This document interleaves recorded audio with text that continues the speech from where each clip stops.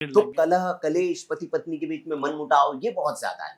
क्या करे सावन में अंकित जी ऐसा कि जो पति पत्नी के बीच ये जो अलगाव वाली स्थिति है वो प्रेम में परिवर्तित हो जाए? दोनों पति पत्नी जी माँ पार्वती को जी जाकर के श्रृंगार का सामान अर्पित करा वाह इस श्रावण में। जी किसी भी सोमवार को कर देना जी और वहां से वापस आते समय भोलेनाथ को जल अर्पण तो कर ही देना भाई। जी जी जब मंदिर तक जा ही रहे हो जी, तो वो जी, तो जी, कर ही आना। जी केवल इतना सा उपाय कर लेना, जी आपके दाम्पत्य जीवन में सुख हो जाएगा। और एक बहुत बड़ा उपाय बता रहा हूँ, जी इस श्रावण मास में दोनों पति पत्नी संकल्प लें कि वो सोमवार के व्रत करेंगे 16।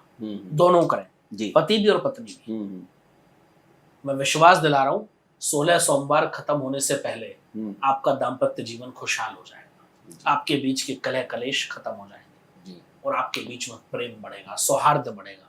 ठीक आपके परिवार में सिर्फ और सिर्फ खुशियां होंगी। ठीक है। अब पति नहीं मान रहा है पत्नी की तो पत्नी तो अकेली कर सकती है? बिल्कुल कर सकते हैं, जी। पति भी अकेले कर सकते हैं और अच्छा। पत्नी भी अकेली कर सकती है, कोई बस समस्या कामना वो हो और वो कामना महादेव बिल्कुल। पूरी कर देंगे। अब थोड़ा सा आता है बच्चे भी बड़ी आज के समय में जैसे पेरेंट्स जो लोग हैं जो आपने देखा होगा आपके पास भी जी। जब कुंडली दिखाने आते होंगे तो ये समस्या जरूर रहती है कि बच्चे सुनते नहीं है, जिद्दी बहुत हो गए, पढ़ाई नहीं कर रहे, मोबाइल में ज्यादा उनका ध्यान रहता है, ये समस्या बहुत ज्यादा है। शिव ऐसे बच्चों का मन परिवर्तित कैसे कर सकते हैं, क्या करना चाहिए हर सावन में? रोज जी जब तक सावन चले जी हर रोज जी अपने बच्चे को शाम के समय, सुबह तो बच्चे स्कूल जाते हैं, बिल्कुल शाम के समय सूर्यास्त जिस समय हो रहे हो, जी गोधूली बेला में प्रदोष काल जिस समय जी होता है, जी जी गूगल पे देख लेना भाई प्रदोष काल क्या होता है, सबको जी, मिल किस दिन जी, किस समय है हाँ, वो समय वो आपको आ जाता है। एग्जैक्टली आ जी। जाता है। ठीक है, उस प्रदोष काल में अपने बच्चे के हाथ से एक देसी घी का दीपक किसी भी शिवालय में शिव जी के शिवलिंग के पास जलवाना शुरू कर। ये पूरे श्रावण मास 30 जुलाई से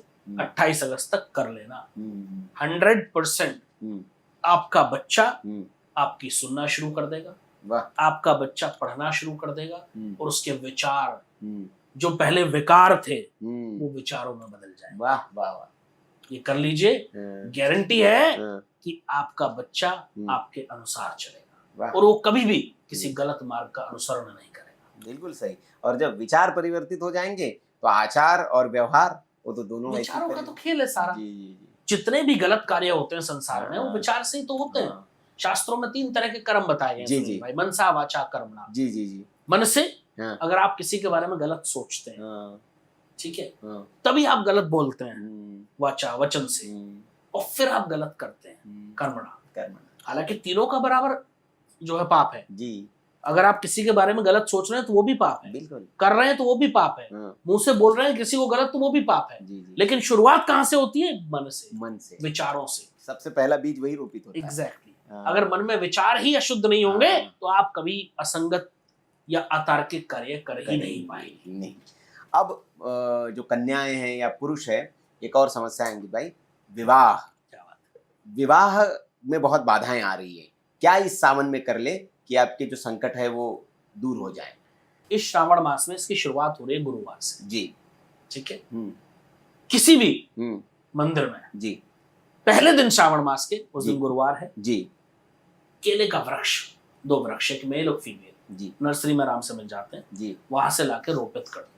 उस कन्या के हाथ से या उस बच्चे के हाथ से लगवा दो जिसकी शादी नहीं। कहाँ लगवाना है ये? मंदिर में लगवा मंदिर दो, में कहीं भी लगवाना है। जी ऐसी जगह जहां उसको पानी मिलता रहे या सींचते रहो आप जी, उसको, जी वो सूखना नहीं चाहिए। जी जी जैसे जैसे वो पौधा बढ़ेगा हाँ, वैसे वैसे आपकी शादी में आ रही रुकावटें खत्म हो जाएगी और आपके विवाह का मार्ग प्रशस्त हो जाएगा। बहुत आसान है। इतना आसान उपाय है। हाँ। इसके और भी इसके अलावा एक और हाँ, उपाय हाँ, बता हाँ। देता हूँ मैं जी जी जी कि हर सोमवार शिवलिंग पर हम्म। कच्चे दूध में जरा सा केसर डाल के भगवान का अभिषेक करना शुरू कर दो। आपकी शादी में आ रही बाधाएं या शादी के बाद मैरिड लाइफ में आ रही बाधाओं का अंत हो जाता है।